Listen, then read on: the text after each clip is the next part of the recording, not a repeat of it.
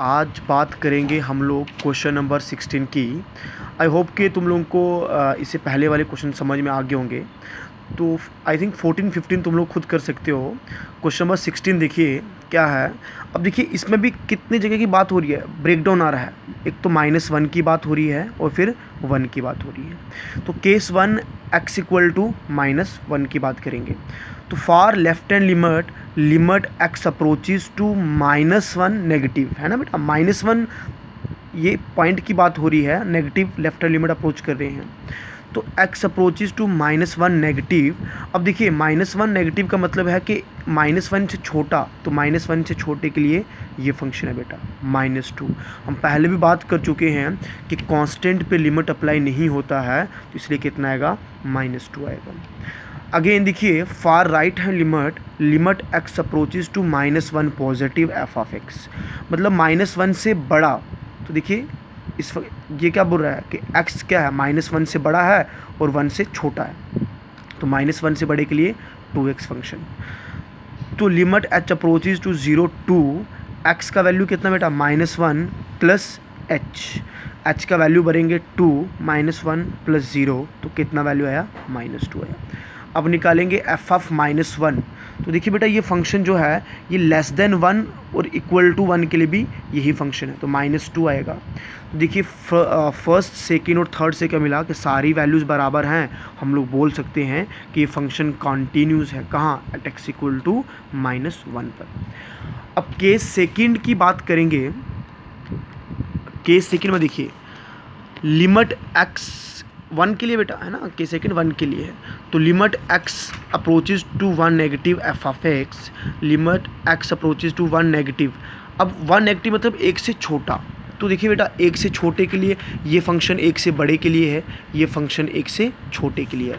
तो 2x आएगा, भर दिया 2x। तो limit h approaches to 0 to x का वैल्यू 1 माइनस h, h का जब वैल्यू 0 भरेंगे तो कितना आएगा 2 आएगा। राइट हैंड लिमिट की बात करेंगे तो limit x approaches to 1 positive f of x। तो limit x approaches to 1 positive मतलब 1 से बड़ा। तो बेटा देखिए 1 से बड़े के लिए कौन सा फंक्शन है, ये वाला फंक्शन है 2। तो कांस्टेंट पे लिमिट अप्लाई नहीं होता है, तो आंसर 2 मिलेगा। फिर f ऑफ 1, तो बेटा f ऑफ 1 मतलब बराबर 1 बराबर के लिए कौन सा फंक्शन है, ये लेस देन इक्वल टू 1 है, तो लेस देन 1 के लिए भी यही फंक्शन है और 1 के लिए भी यही फंक्शन है, 2x आएगा। तो 2x, x का वैल्यू 1 तो 2। तो देखिए तीनों का आंसर कितना आ रहा है, सेम आ रहा है 2 2 2। Left hand limit right hand limit सब बराबर है, तो ये फंक्शन भी क्या है, कॉन्टीन्यूस है, कहाँ, एट x इक्वल टू 1।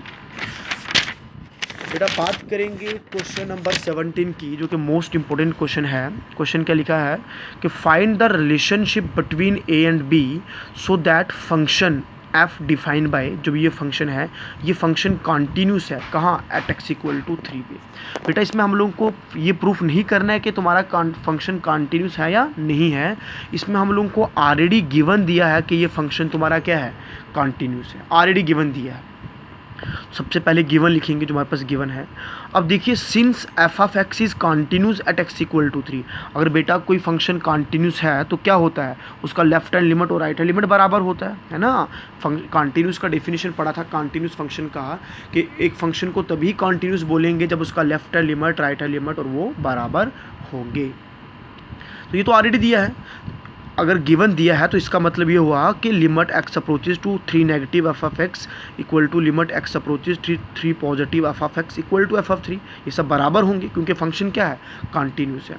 अब देखिए बेटा लेस देन 3 के लिए ये फंक्शन, इक्वल टू 3 के लिए भी यही फंक्शन है, तो इन दोनों के लिए सेम फंक्शन लग रहा है, इन दोनों के लिए सेम फंक्शन लग रहा है, तो किसी एक को लेंगे। हाँ ग्रेटर देन 3 के लिए डिफरेंट फंक्शन लग रहा है, तो मैंने लास्ट वालों को पिक कर दिया। देखिए ना मैं लिखता हूँ a is equal to b is equal to a, है ना, क्योंकि ये दोनों सेम है। तो मैं यहाँ से ये लिख सकता हूँ ना b equal to A, direct लिख सकते हैं, बात एक ही है।